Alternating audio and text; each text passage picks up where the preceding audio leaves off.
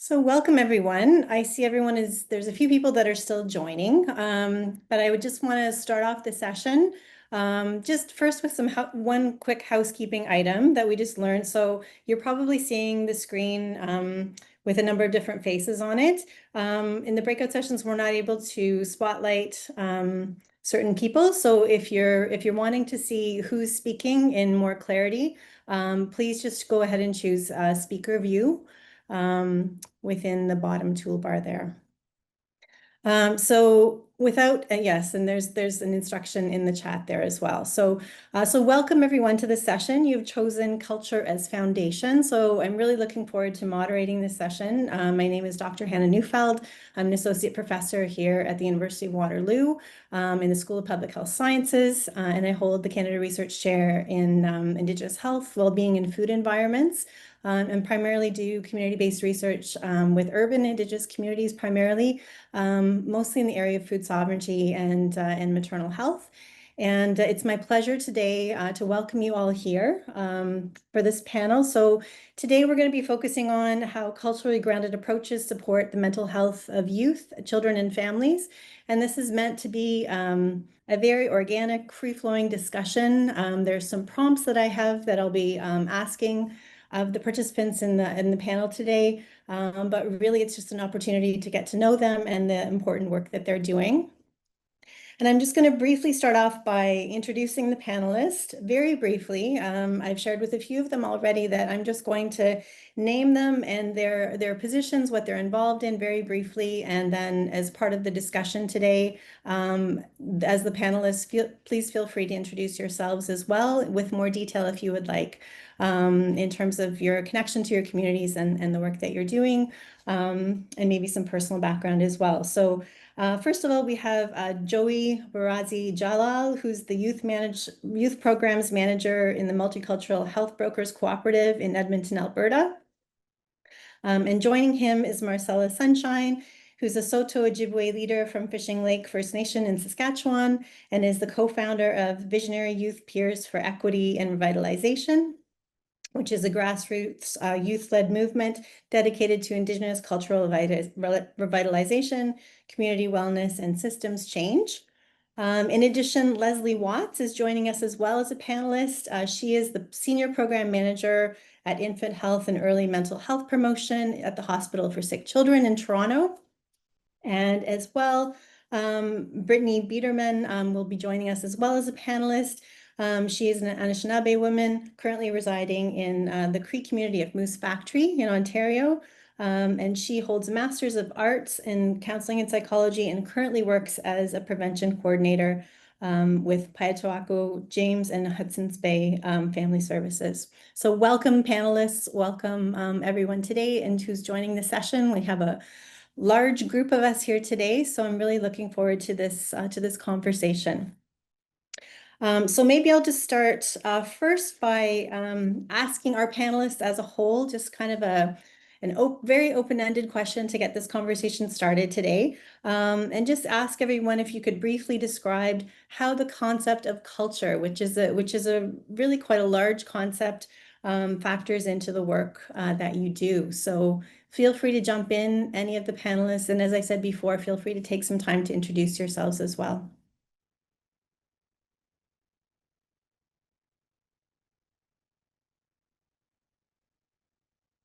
Okay, happy to start. Hello, everyone. My name is Joey Jalal. Was mentioned, I'm from Multicultural Health Brokers Cooperative here in Edmonton, Alberta. I'll be very brief because I imagine we're going to get into it a little bit more.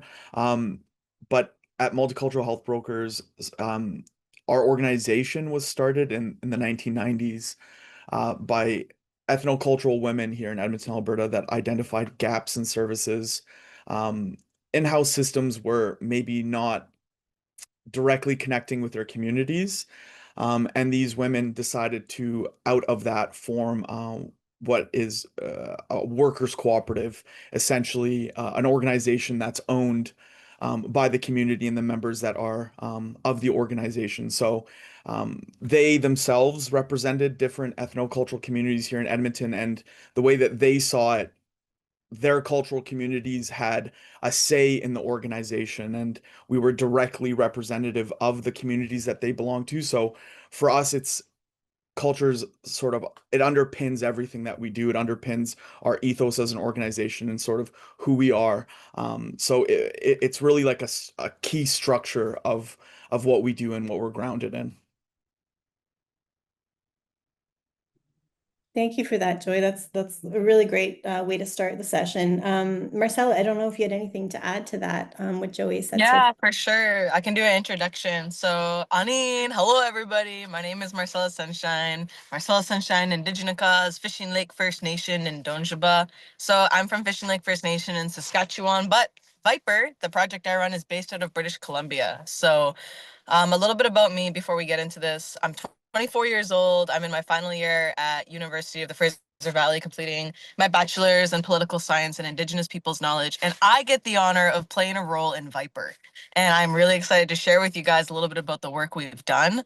And then, yeah, I actually ended up out here in BC through the foster system. So me and my brother were adopted, and then we went back into care in our teen years. And I don't know if any of you are from the BC area, but there's this really cool program called the SAGE program, and that's what's actually supporting me to get through school and kind of helps out with rent bills and stuff. So that's nice, and that's for any youth who aged out of the system. So I come with a whole lot of experience, lived experience about what it's like to be a young Indigenous woman who wasn't raised in the culture. And so, the last couple of years when Viper started, which it started in 2022, 2020, um, in 2022 when we put on one of the biggest powwows in British Columbia at the last residential school to close out here, St. Mary's Residential School. So that's where the Viper Project was born. So when I see the question, like how is culture related to the work for us, like kind of like what Joey said, it's the foundation. Without it, we do not have the work. It doesn't happen. And I hear that, and I think everybody knows that. I think the first thing that came to my mind about this question is how does I have it all written out here actually. How does culture factor into your work? One of Viper's most prominent um I don't know, theories we've used is two-eyed seeing. So being able to walk in two worlds, and we're really showing youth we're not teaching culture, and we make it very clear we don't teach culture. We remind people of culture because it's in your blood. A lot of you guys might know about like somatic therapy. For us, it literally is blood memory of where you come from and who your family is. And for a lot of urban and non-urban Indigenous kids trying to navigate today's world, it's very complex, it's very fast moving, it's very different than 150 years ago. Our bodies are catching up. So of course we have mental health, issues going down all over. So what Viper likes to do is create spaces where young people can belong, and they can kind of just be themselves, and they can know that at the root of everything, they're not a client. They're just one of our little brothers or sisters coming on the Viper journey. So that's my answer. And I'll tell you guys more about the actual work we do as we go through the panel. That's wonderful, Marcella. Thank you so much for that. Brittany or Leslie, would you like to add to the conversation? I can start. Um, my work is, I'm trying to figure out how to share and which angle to come from. I live in Moose Factory, and I work for an Indigenous child welfare system or program. But my work is in prevention. So we're really trying to prevent child welfare involvement in families and Indigenous families. And it's by building up capacity and building up resilience. And a big priority of ours is early mental health. So really looking at wellness and well-being from the very beginning of a person's life. And so really promoting those early years and how foundational they are for mental health. But when I think about the question posed is how is culture factor into the work? It's very similar to what our previous panelists just said. It's coming at it with a two-eyed seeing approach. And it's about building up capacity right where we are, because we're a very remote community. And I worked with even further northern remote communities. And so it's about reminding them. I love how you put that. It's like, we're not teaching culture, we're reminding them of who they are as Indigenous people, and that they have a sacred responsibility to care for children, and that they know how to do it. And it's weaving that into the different programs and services we deliver for families with that, also with that prevention lens. So it's really about embedding it and highlighting the strengths of our culture in all the programs and services we run. Thank you, Brittany. That's wonderful. Yeah, amazing work that you're all doing. Leslie, did you want to add anything to what Brittany had to say?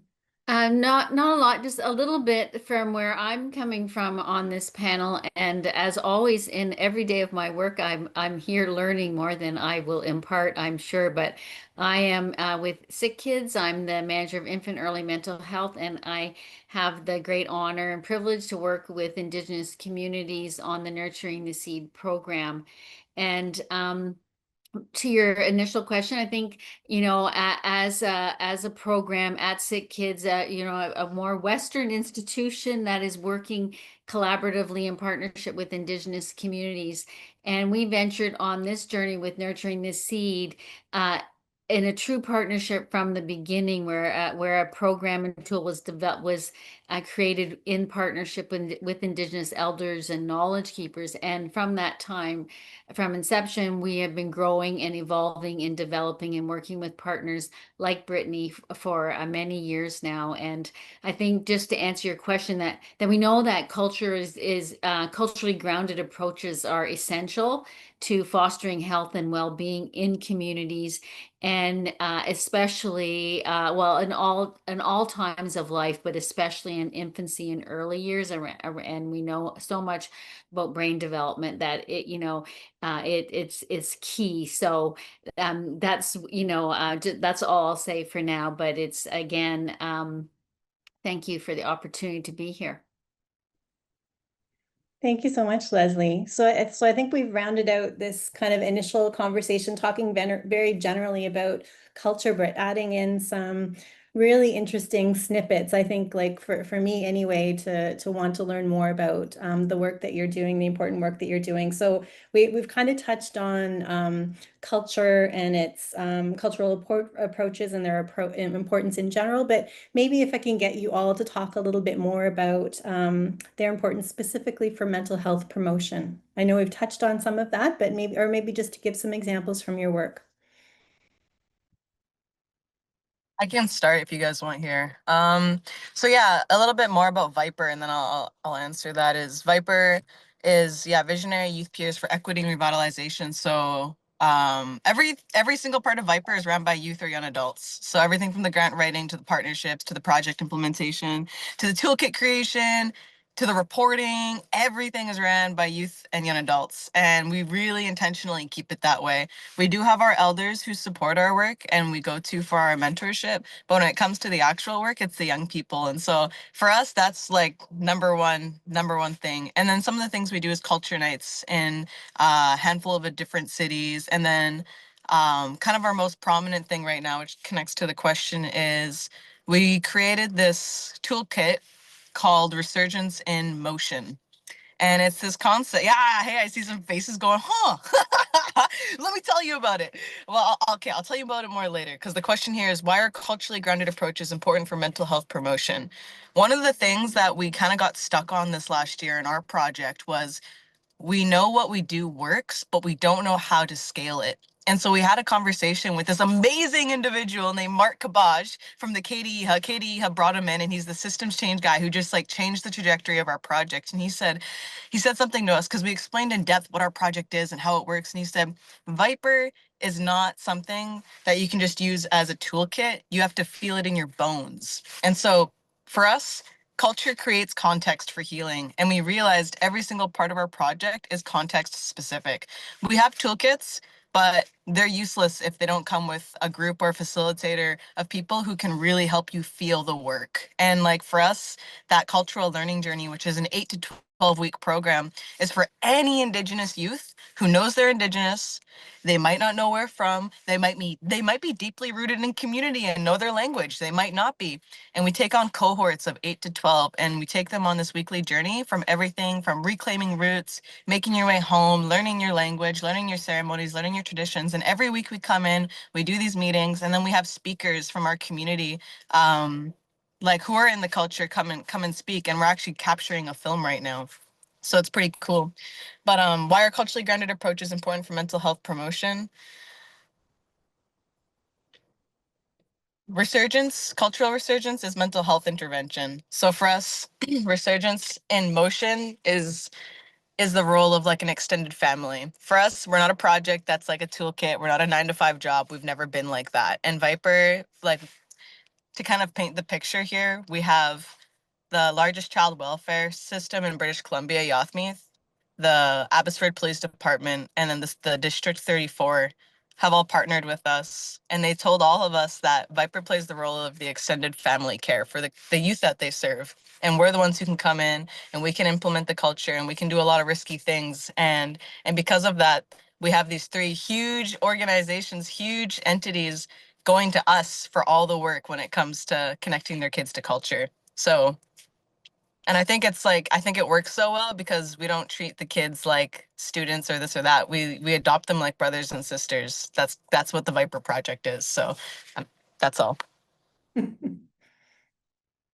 Wow, amazing. Thank you so much for sharing those snapshots. That was, yeah, Marcelo, that was amazing. And anyone else? Joey? Yeah, I love to touch on that, and I love the sharing so far. I see a lot of similar in terms of the perspectives of how we are as an organization, in terms of what's been shared. But I think before you can sort of talk about like why is it important or how is culture important, it's like I think a little bit more on like how we are trying to embed that culture. And Marcel is sort of talking about it a little bit, but from our organization's perspective anyway, we are not parachuting into communities. Like relational, there are relationships that exist already. So just to give you a little bit of background, um, our primary mode of work is something called brokering. So all brokering is identifying key people that are already cultural leaders within their community, bringing them into our organization and giving them some other tools around what might be like academic models, what might be formal training, um, and just sort of the capacity to be able to work in a more formalized way within their communities, doing the things that they were already doing, but then also adding some systems knowledge to that as well, in terms of what our organization would be bringing. So these people were already there, so that cultural wealth within the community already existed. So it's not necessarily even that we're creating something new. We're just allowing that to become more part of the process for what would be systems that are trying to work within communities. Now, how does that help the end goal, which is the mental health promotion of these communities? Well, the reality is, I came here when I was 4 years old. I'm from northern Iraq, a place called Kurdistan.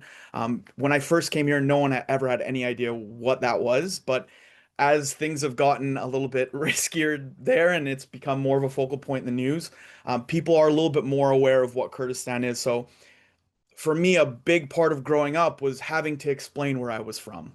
So constantly in any conversation, you get asked that question if you're racialized, typically, where are you from? And you can't just say Canada because then you'll get the follow-up question, okay, but where are you really from? So for me, a lot of that, played on my mind as a youth. You just want to be accepted.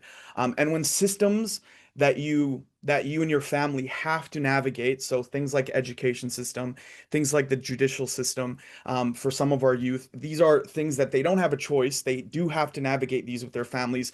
And if they're not built for them, there is going to be friction.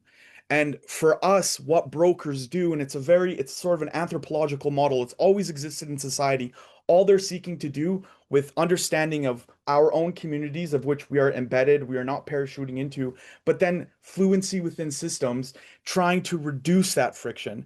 How do we get that friction to not play such a part in the risk factors for our youth, not be such a barrier? How do we make communities understand where systems are coming from, but then also make systems understand where communities are at and where they're coming from? And that's how sort of we're trying to use culture to reduce that friction, the cultural wealth that already exists, to reduce some of that friction. And I'm sure we'll talk more about it as we go. Mhm. Yeah, thank you very much, Joy, for providing that perspective. That's really interesting. Yeah, just in connection to what we've talked about so far. Brittany or Leslie, feel free to jump in. I'll go. Um, so in thinking about this question, I think what you are trying to promote, so your mental health promotion, becomes a lot more stronger and a lot more meaningful and powerful when it's done in culturally grounded ways, because those that you're trying to reach or promote to can see themselves within whatever you're trying to promote. They may see, their own people of their own race, and or they may see people that speak the same way as them, or people that have a similar lived experience as them. And I think right away that can break down barriers um, and yeah, barriers of what prevent people from reaching out for help or seeking care or support.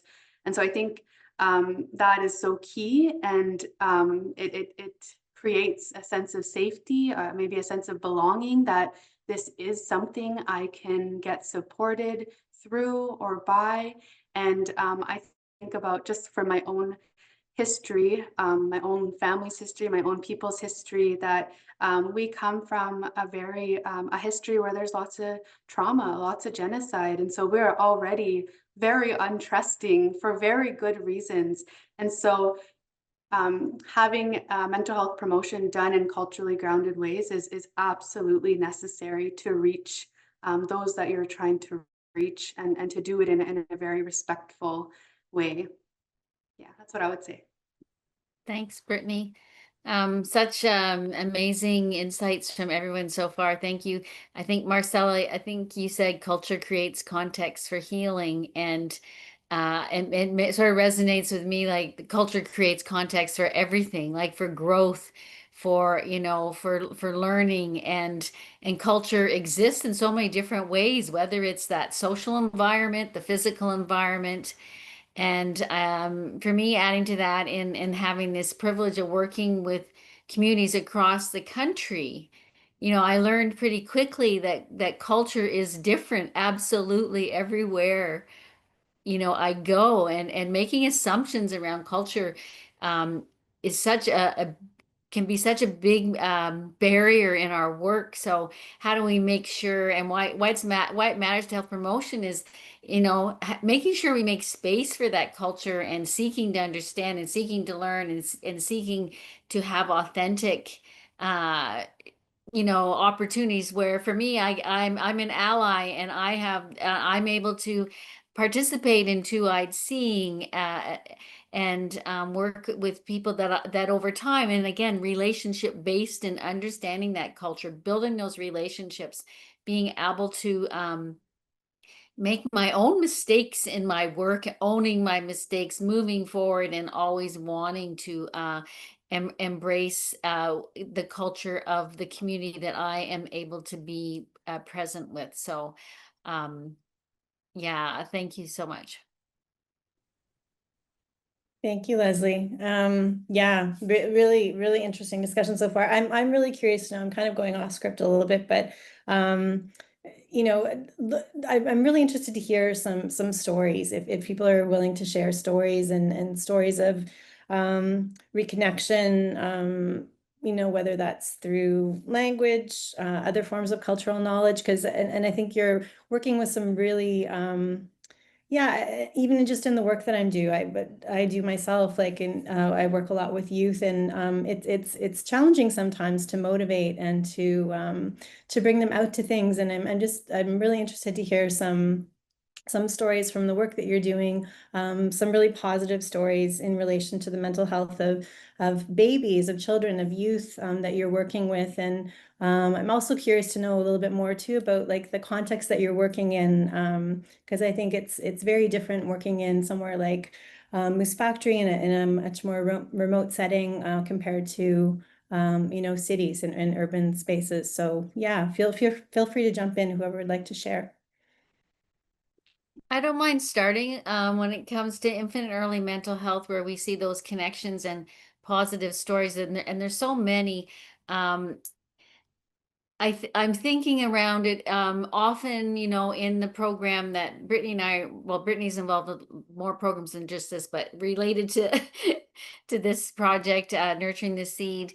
It's a place where often program staff are working with families, and again, as Brittany has talked to, is with a history that has come before them having this infant or child, and sometimes that has then, and well, not sometimes, often that has gotten in the way of that relationship, in that intuitive sort of relationship evolving.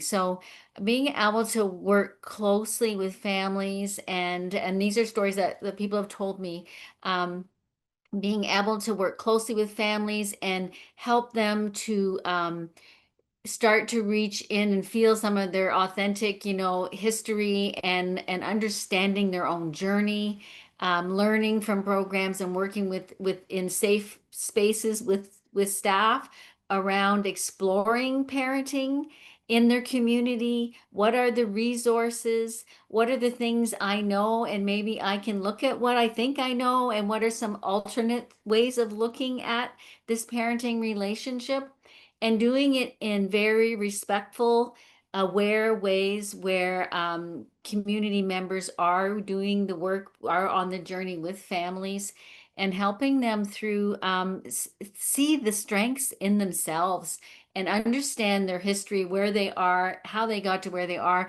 and what kind of parent and caregiver they want to be with their child. And as Brittany said, it's not safe, like, and for good reason often. Like if a family's had an experience with child welfare, it's very hard to trust that, oh, this is going to be okay this time with me and my baby. So how do we work really closely and also embed culture in that work, like, and getting people engaged in things that are going on in that community? So building that more that village around the child and parent, and building the system through services too. So I think it's being able to hook people up to culture that they've also lost over many years has shown great results, and has really enriched people's lives. And that's just what I've heard from people doing the work. I'm sure Brittany could build on that with more specific examples. Yeah, I can jump on in here. Thanks for opening with that, Leslie. I think that's what really drew me to Nurturing the Seed, is like it's a really cool model to really build up parents and position parents as the expert of their children, that the parents are what they need to build their brains, to build a solid foundation of their mental health that will follow them all throughout to adulthood. And that parent-child relationship is the driving force. And so that's really what the program promotes. It's strengthening that parent-child relationship. And our history, it's been the opposite. It's been our little ones being taken away from us, out of our care, us parents told that we are not competent to parent our children. And so the attachment has been disrupted, and it's had devastating impacts on everybody. And so this program really says the opposite, and it's all about building up that parent, that you are all your child needs, and these are the different ways that you can support your little one's development and mental health. So it's really, really quite beautiful to be on the ground promoting that and seeing the growing connections between parents and children, especially new parents, young parents, parents who also are in the system, and so they're learning what it means to be connected and attached to their child in a secure way. So there's that. But I was also, as I was thinking about this question, I have another story that I hope you guys are open to sharing, and it's with older youth. So in Moose Factory, you're kind of forced to be like a jack of all trades. Everybody kind of does everything because we're so limited in resources. So I work with the little ones and the infants and the moms, but I also support different programs, like different youth programs. And I just returned just this week actually from a youth goose hunt. And so it's where we take all the kids out on the land, and in June, the June geese arrive. And when we were planning this trip, we wanted to promote mental health. We wanted to weave in pieces about well-being and just to support these youth and to connect with them. And it was such a beautiful experience because it's not your typical like signing youth up for counseling and talking about all their problems. And it was about connecting them to land, connecting them to caring adults that also live and work in their community, teaching them cultural skills like plucking a goose, shooting a goose, gutting a goose, cooking bannock over the fire, camping, how to make a fire, all of that. It was that the focus was on building up those skills and bringing them alongside and teaching them. And they are like open books when it's like that, when they are brought on the land, when they're surrounded by love. And they, like the connection you get to have with the youth during those types of trips is so powerful. And I think it's really life-changing. And so I think there's real power and strength in land-based programs like that. And the youth, especially the youth in our area anyways, absolutely love it. And you're gonna get better connection with them and better opening up and better teaching using those types of methods where they're interested in and where they know they're building up their skills and their identity and a part of their culture.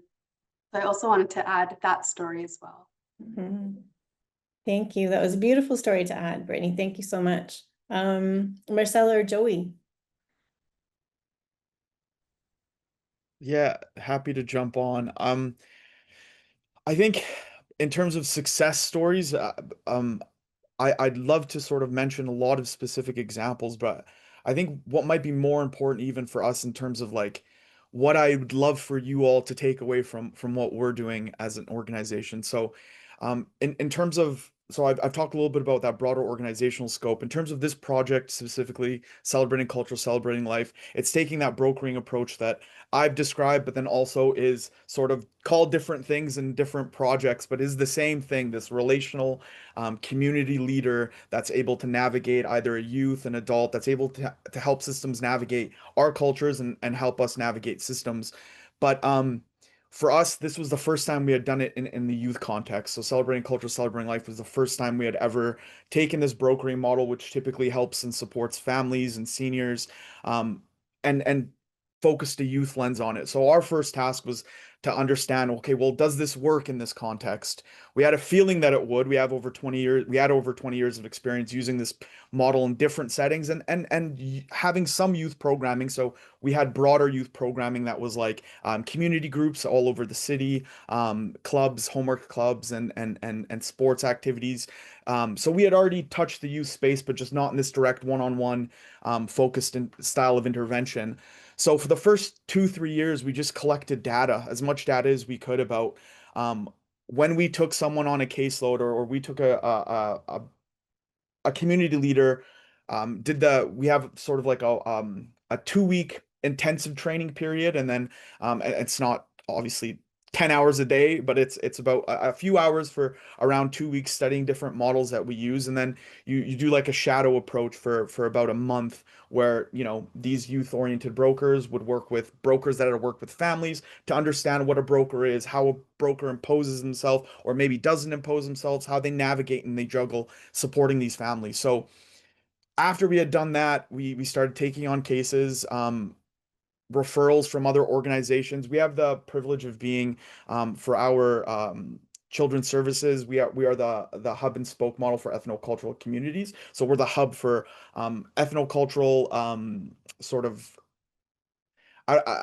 programming, but then also just like the hub and spoke model is what they use to organize what would be referrals and things like that. So we had a lot of those. So we began taking on formal cases, but then also these community leaders continued to be community leaders within their specific community contexts. And through that, we were able to sort of take in data that showed us, okay, when brokers are involved, when these community leaders, whatever we want to call them, are involved, the outcomes are better. So, for example, if we had a youth that had some pre-migration trauma from the a community, a cultural community that we worked with, we knew that if a broker became involved, that their outcomes when it came to how they dealt with the school, their agency, how they felt when having these conversations with schools, with teachers, with principals. And sometimes I wonder if, we do have the benefit of having organizational history in these spaces. So that does help us. So sometimes I'm thinking about scaling. Would this model be helpful in other cities? I know that it would, and it probably exists in different names, but that organizational context of being in the community and being working with systems for a long time did help us, of course. Um, but it allowed our brokers, our youth-oriented brokers, when schools found out they were from MCHB, when schools understood that they were helping these outcomes, we were allowed to become more involved. And then that sort of leads to success on the front lines. But for us, it was always about the systems change. Well, systems are now accepting us into the fold to work with these youth, and I'm using the education system. This is obviously happening in various other systems. We try to be with youth along the continuum of their lives, but using the education system as an example, it also allowed us to then, we were actually called to talk about the so SROs or school resource officers. There was a big debate around whether or not it was appropriate to have them in schools.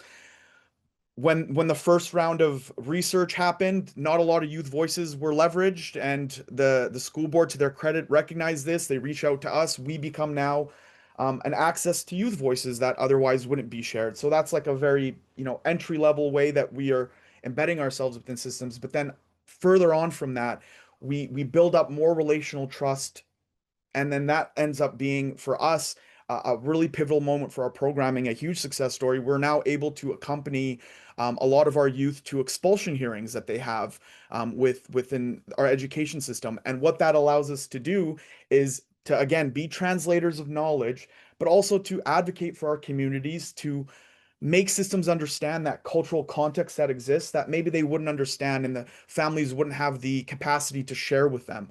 And so in terms of specific success stories, well, there's plenty, but in terms of like the broader, what is the success that's going to hopefully have an impact on systems in the long run? That's what we're after, and that's what's a little bit harder to measure.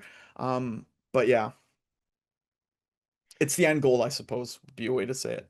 Yeah, no, thanks for jumping into that conversation. Yeah, because I'd like to have more of a conversation around, as we've talked about, like scaling up and some of these system changes that need to happen. So maybe we'll just put a pin in that for a second, Joey, and just see if Marcella has any stories that she wants to share. You know what, guys? Like, I'm thankful I'm going last because my story changed like 6 times because we have so many different stories. I think the one thing I'll say, and I know I'll keep it sort of brief, is I wanted to share our success stories with the systems change, but I want to bring it to a different area because I want you guys to like really understand how Viper works. So when we did our evaluation, there's this one paragraph I'll read. Viper's success in mental health promotion, cultural revitalization, and youth leadership involves an organic, experiential, cultural learning journey, making it a high transaction program. Transaction in this context can be defined as the interpersonal exchange between us and the people that we're working with. The same kind of effect cannot be recreated without sufficient staff capacity, as it requires genuine rapport building and dedicated personal investment. Capacity in this context refers to the amount of staff, but even more importantly, the emotional, energetic, and empathetic capacity of the staff. We hear a lot about relationality. For Viper, we do everything. And honestly, I'd say 50% of the work is the community events and the learning journey, and 50% of it is sitting in like the dark with people who are going through a lot. So I'll read you this short story that I actually wrote in our evaluation this year, or sorry, in our final annual report, because I think it's pretty powerful. And then I'll be done here. Across the year, we've watched Indigenous youth go from saying, "I don't know what it means to be Indigenous," to naming, "The Canadian state took my right to culture away from me." And then beyond that, to, "This is what happens when systems are created in non-equitable ways, and we are the ones changing that for our future kids and grandkids." These are direct quotes from kids and youth that we work with and that run the project.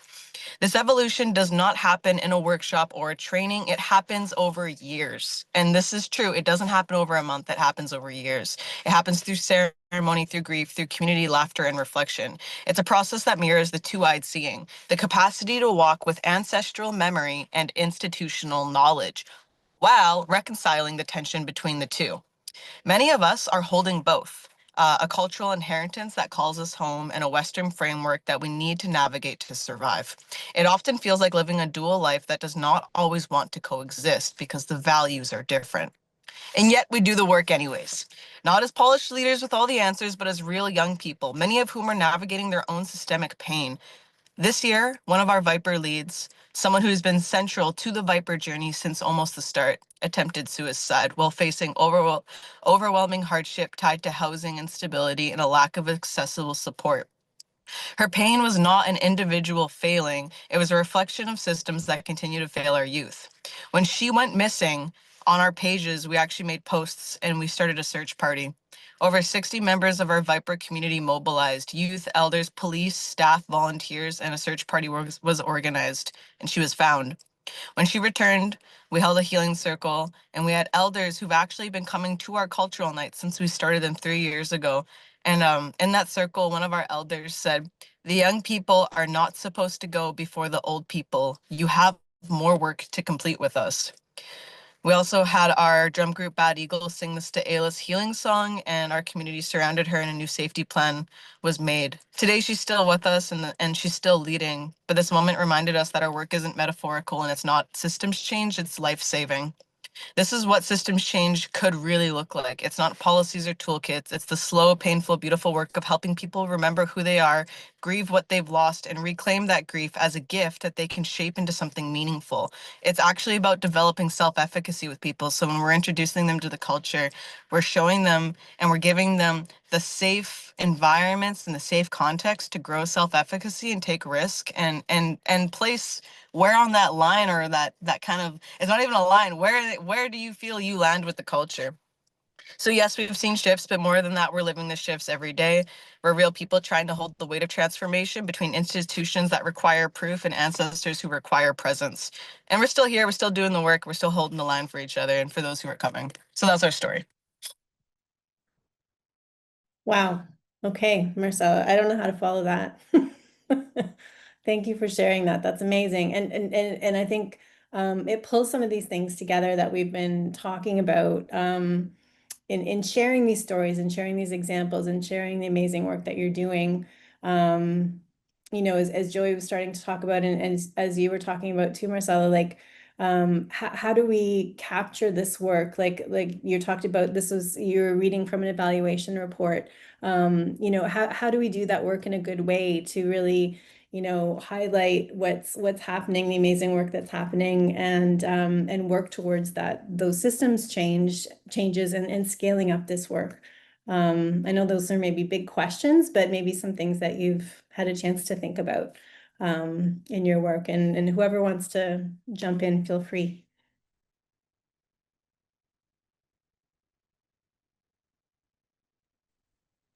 Oh, go ahead, sorry, I was gonna ask what the question was, but you'll answer it. No, you know what, Marcel? I actually was going to ask as well because I was still reflecting on what you shared. So Yeah. I was still a Yeah. little bit in that space. but I think it was around scaling.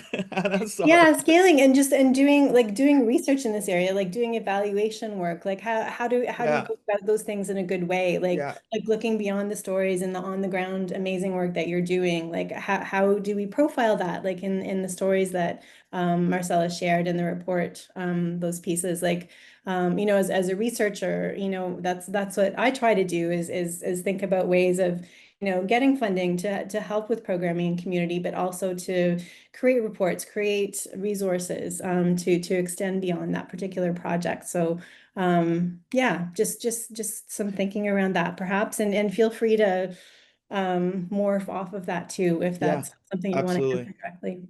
Absolutely. Well, I think it's actually really, I mean, it's a great time to talk about this because of sort of what Marcel shared. And I find that, I come with these notes and these ideas of what I want to get across about our program, but it's always sort of the stories and the conversations like what sort of Marcel's bringing that actually are the most impactful, I feel. And part of my job is I don't work directly on the front lines. I'm very systems focused, which I'm sure you could sort of pick up on with my sharing.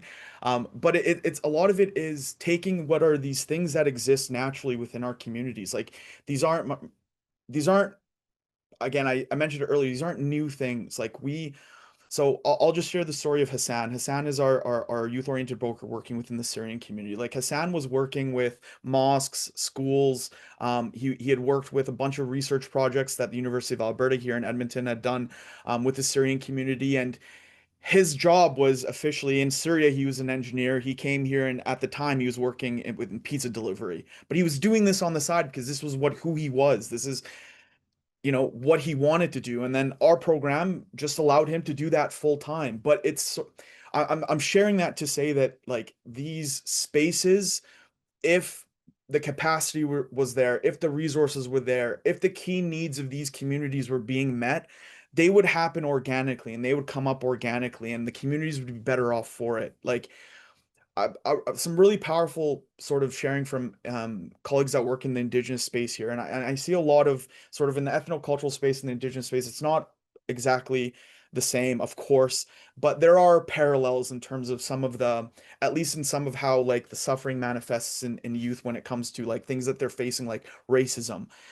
The the the work that I've seen happen, I'm 32 years old now. I've been involved in community since I was probably about 8 years old because my parents were workers at multicultural health brokers as well. So it's always been in my life. And very early on, I could tell, even when I was involved in things that MCHB was doing around youth, partnering with systems organizations, I could tell that they were delivering this to us.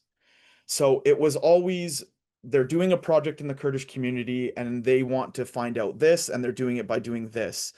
Whereas like true healing, like talking about something like racism, true healing happens when you go to community and you are a part of community and you say, our youth are suffering through this. How do we relieve some of this tension? How do we relieve some of this anguish and anger?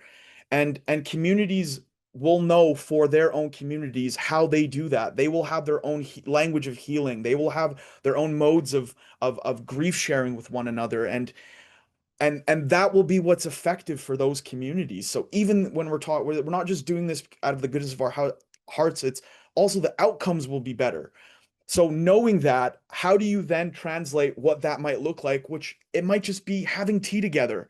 How do you translate that into what systems are looking for, which is, very matter of fact, this is what we're doing, this is our work plan, this is how do you translate those conversations that happen in that space to systems language? And that's part of like when I was talking about the brokering work and Marcel's talking about it and advocating for brokering work beautifully in terms of that just that understanding that you have inherently, and then how do you make systems understand that this is a way forward and that this is actually part and parcel the things that you're struggling with and worried about. This is part and parcel of the solution, is giving communities back their agency. So that's typically and then, sorry, I didn't really touch on the scaling, but I'll let others touch on that. But it's just sort of that's part of the conversation. Once you can convince systems of it, then you can talk about scaling and how you embed different programs in different cities and things like that. So No, thank you, Joy. That's very important to think about, and you're getting some. I don't know if you can see the chat, but there's some great feedback in the chat as well.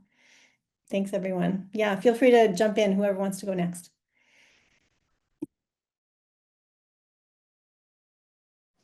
We're talking about scaling right now, right? I was just listening, but I still had a hard time with the question. Yeah, scaling or just how do you share the work that you're doing in a way like the evaluation report that you shared from like how do you get those messages out to the world Oh, and you know and support other youth yeah. and make an impact beyond the communities that you're working with? Yeah, that makes sense. Leslie, you unmuted, so I'll let you go if you want. No, no, no, sorry, go ahead. I'll go after That's you. okay. It's not okay. I was just gonna say for us, it's through experience. So I know if I can get anybody into a culture night or a room with me for funding for anything, that I can give them the experience of what it feels like to be a part of the Viper journey. And beyond that, it's like you see through actual proof of the youth that we're working with. Like one really quick example is Viper was invited to work with Youthmeath, which is the largest Indigenous child welfare agency in British Columbia. And we've been invited, and we're doing it now, to do our Resurgence in Motion cohorts with the youth that they serve. And 80% of the youth they serve are urban. And a lot of them don't know where they are from. They just know they're Cree or they're Ojibwe or they're Métis, and they don't really know what that entails. And so the really cool thing that just happened for us for our systems change is Our Children Our Way is a society that represents the 24 delegated child welfare agencies in British Columbia. They invited Viper and the youth that we're working with in Youthmeath to present how we do the work and how it's currently like the most, if not one of the most innovative projects in BC for cultural revitalization for urban Indigenous people. And they're actually hooking us up with policy analysts. So the youth that we're serving through Youthmeet are going to be able to use their lived experience of the Viper program to then be used through Our Children Our Way in their resources in how the 24 delegated agencies out here could work with urban youth and reconnecting to the culture. And that's led all by the youth who are in the system right now and have been through the cohort. So that's our win. And that only happens through experience. And the only reason that happened is because those executive directors of the organization seen how much the youth that were in our program were flourishing and just owning their self, owning their identity. Like, so they said, yeah, let's keep doing it. And they connected us to them. So that's a really cool thing. But I just say it's their experience of feeling it. Thanks, Marcel. I love that. Brittany and I were at the conference also, so we got to see the presentations, and really amazing. And I agree with so much of what's been said. Um, I think it is that around sharing what we learn is also, realizing what you're learning isn't what you thought you were going to learn, and being able to shift and say, "Oh, okay," and then not making those assumptions. So we all come with thoughts around it from a different perspective. So we have an advisory group that's made up of the projects that do the work. And again, like those are our experts. Those are the partnerships that help keep us connected to why are we here in the first place and what do we need to do differently. And as a result, like we've totally shifted around how we're doing evaluation and thinking of all these amazing new ideas about what comes next. A lot of I really resonated the first keynote this afternoon. It's like, yes, all this affirmation that we're on the right track. So I think it is about being adaptable, and then always being open to what are we hearing, what are the stories that we're hearing, and how do we tell the story, how do we have permission to tell the story in partnership and do it in a good way. And it's never our story, like it's a story of the project, of the people involved, and again of families and people involved. So we were able to do qualitative evaluation last year that was all about the voices of those doing the work and the families engaged in the project. And that like is huge, and when we're looking always for new opportunities. So I think it is about never resting on what you think you've got all planned, and yes, we're all ready to go and tick our boxes. It's always being in this state of openness. And when learnings come to us, how do we make sure we don't let those, fall through the cracks? Because those are the nuggets, those are the key things. Those are how we can in the end scale what we're doing. Thank you. And I Okay. think, oh, I can. Yeah, no, I was just going to say, Brittany, go right ahead. Okay. So I'm not a big researcher, and I had a hard time kind of understanding this question, but as you guys were all sharing, I was thinking about how in our community, we wear many hats, and we're always trying to promote programs that we know are really helpful.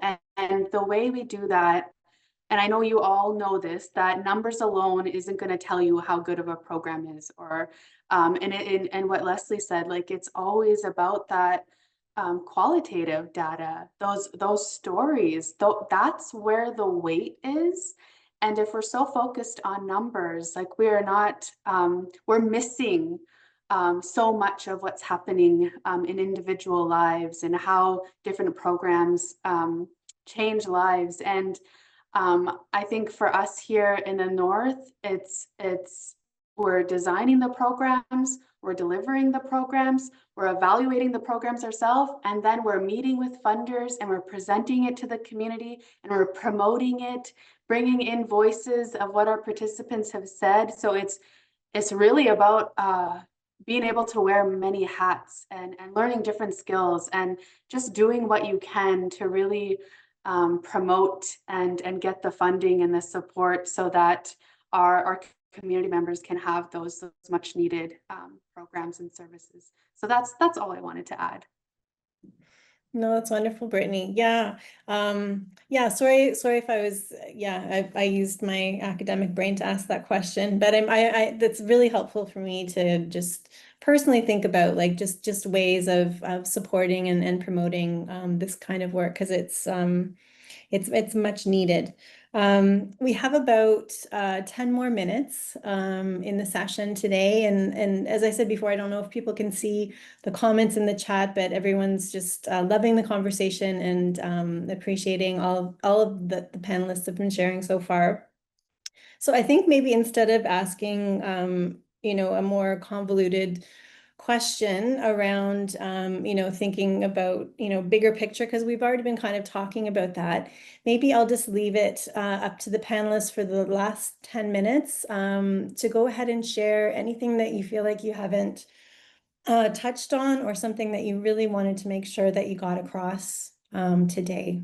So just to take a minute to think about that so it can be related to some of the systems conversation that we've been having about in terms of, thinking about local systems, even national systems like Marcella was talking about, policy work in these areas in mental health promotion and the importance of culture. And also around, I think, Marcella, I didn't get a chance to ask about too the film that you're making in terms of like, how can we promote this work that you're doing? But if there's anything else, and those are just some prompts to maybe just to think about, but it can be completely outside of the conversation that we've been having today. Anything that you wanted to share around culture and mental health and the work that you're doing? I just have one comment that I want to share that it was through a recent conversation I had with one of our sites because I had told them about participating in this. And so I was asking the question around, I was sort of, sharing what the topic was and any of her thoughts, and she was really happy to reply and actually sent me a message after the fact that really for her that being able to being sharing the positive connections being made through embracing culture and embedding culture in their work with families. And this was more of an early intervention kind of model of work. that, you know, key outcomes for her were around like that enables her to build connection that was hard to build without embedding the culture and acknowledging it and really embracing that culture of the community. And it was absolutely for her a bridge to being able to use some of the Western tools that they really felt they needed to use to help support the infant or child that they were working with, that they had some obstacles in being able to do that in the past. So, and then bringing it really down to the, you know, the benefit that was the relationships that were evolving now because of being able to, you know, bring those things together. You know, really acted as a bridge, and relationships then start to evolve in a way that hadn't before, because then, you know, they're not just getting together to talk about the problem the child is having. It's a much more holistic conversation with the family, with their culture. And culture is different. Like culture not is about, I have a different culture than my neighbor even. So how do you really embrace it all in this holistic sort of way with families, and that doors then open to them in their working communities and much more enjoyment on all sides, right? So, you know, and it breaks down the hierarchy of provider and service provider and service receiver, and it's just a natural, more naturally evolves in the work.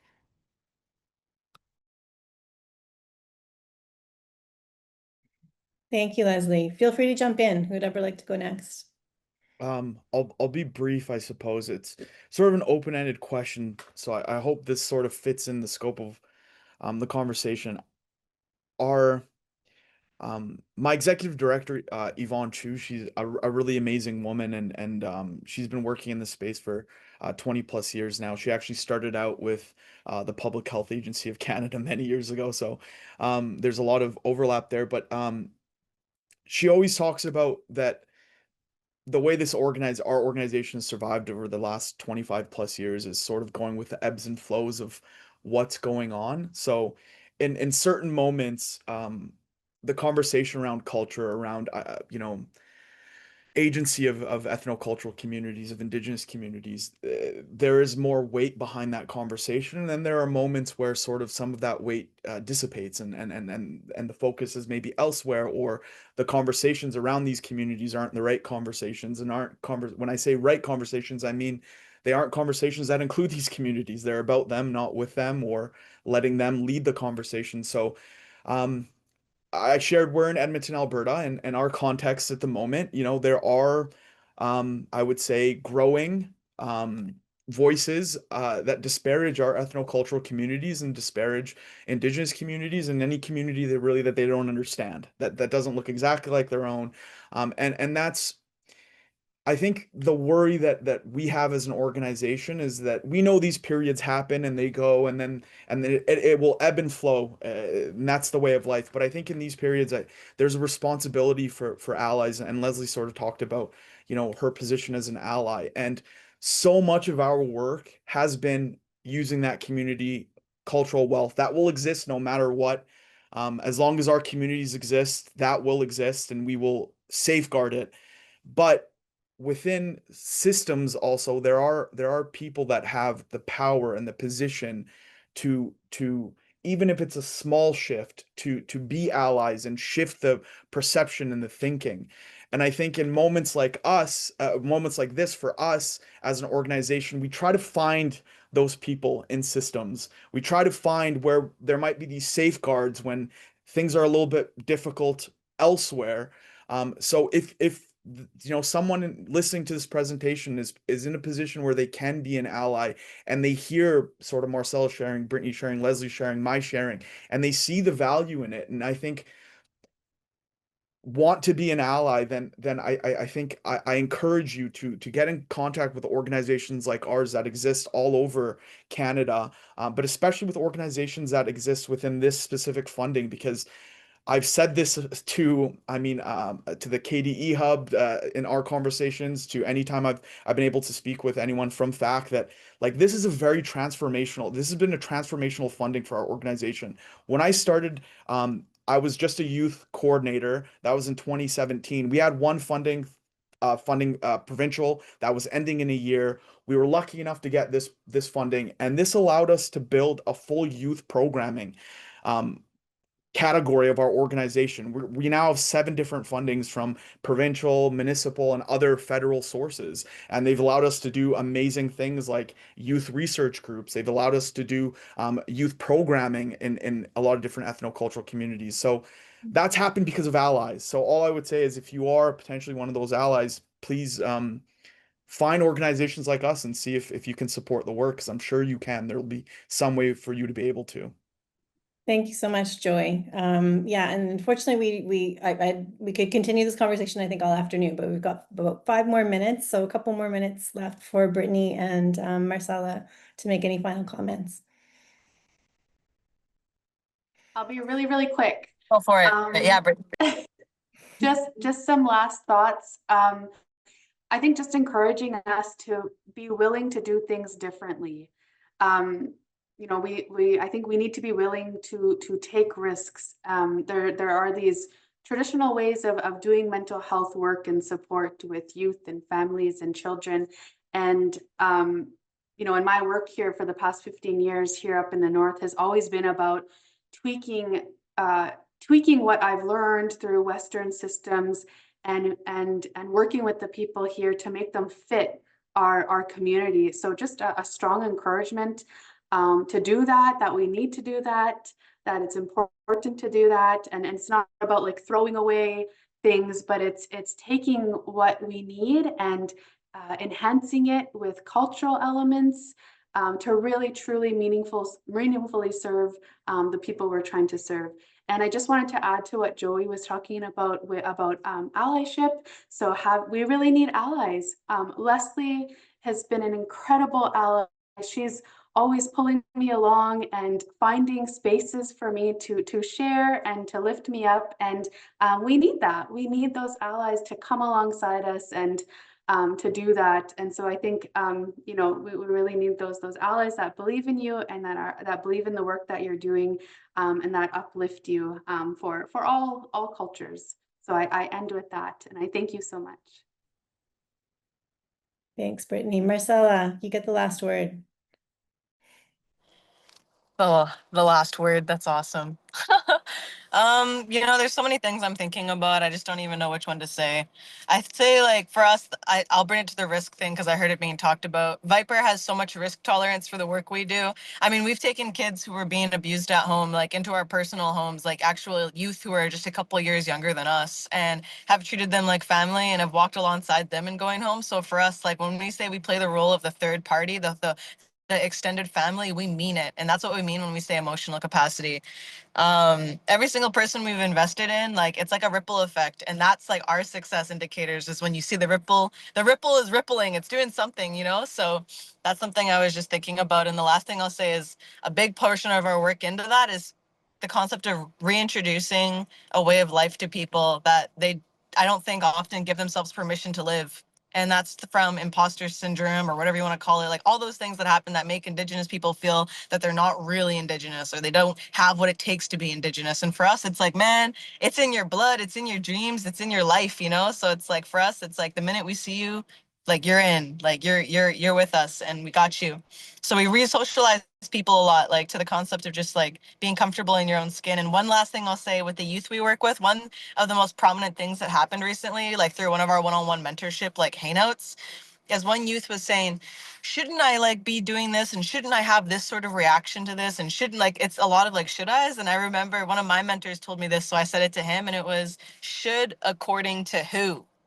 Should according to who? You know, if at the end of the day, you have to make decisions that you're comfortable living with, and they don't have to make sense to anybody else than yourself. So, yeah, that's my final piece of advice that somehow connects to the program. Wonderful. Thank you so much, Marcella.